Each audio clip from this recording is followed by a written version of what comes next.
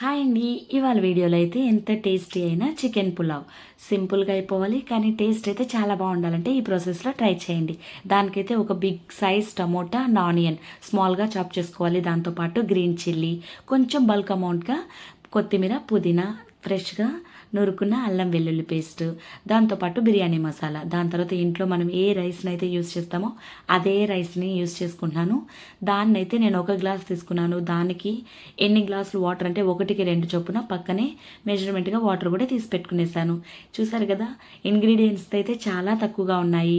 Taste అయితే అల్టిమేట్గా వస్తుంది. నేను చేసే ప్రాసెస్లో చేశారంటే డెఫినెట్గా మీకు ఈ పులావ్ అయితే నచ్చుతుంది. ప్రాసెస్ స్టార్ట్ చేసేద్దామా?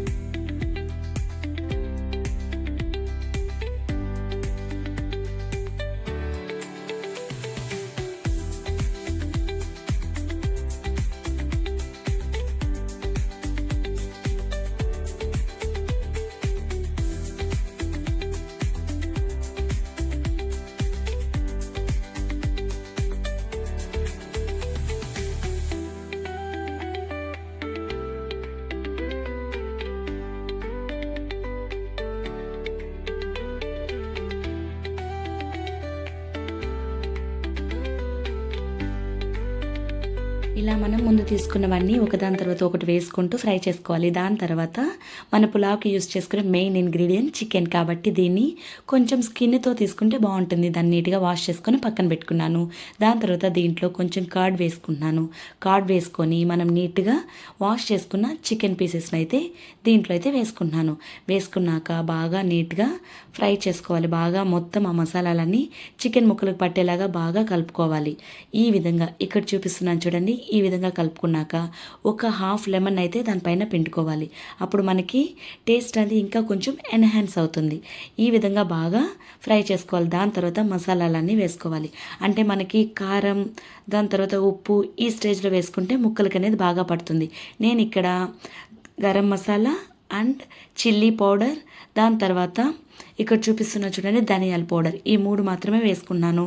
ఆ మూడింటిని వేసుకొని నీట్గా బాగా ముక్కలకు మొత్తం బాగా పట్టేలాగా కలుపుకోవాలి. ఎంత బాగా కలుపుకుంటే ముక్కలు అనేది అంత స్పాంజీగా మనకు వస్తుంది.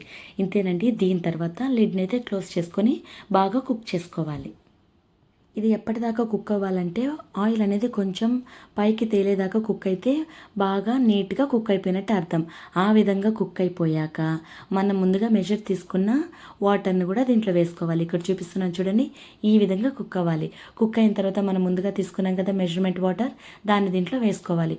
ఈ వాటర్ కూడా బాగా బాయిల్ అవ్వాలి. బాయిల్ అయ్యాకే మనం రైస్ని అయితే వేసుకోవాలి. దీంట్లో మనము ఈ స్టేజ్లో ఉన్నప్పుడే మనకి కారం కానీ సాల్ట్ కానీ అన్నీ సరిపోయిందా లేదా చూసుకోవాలి. ఇంతేనండి. బాగా వాటర్ బాయిల్ అయ్యాక నేను రైస్ని అయితే వేసుకునేసాను.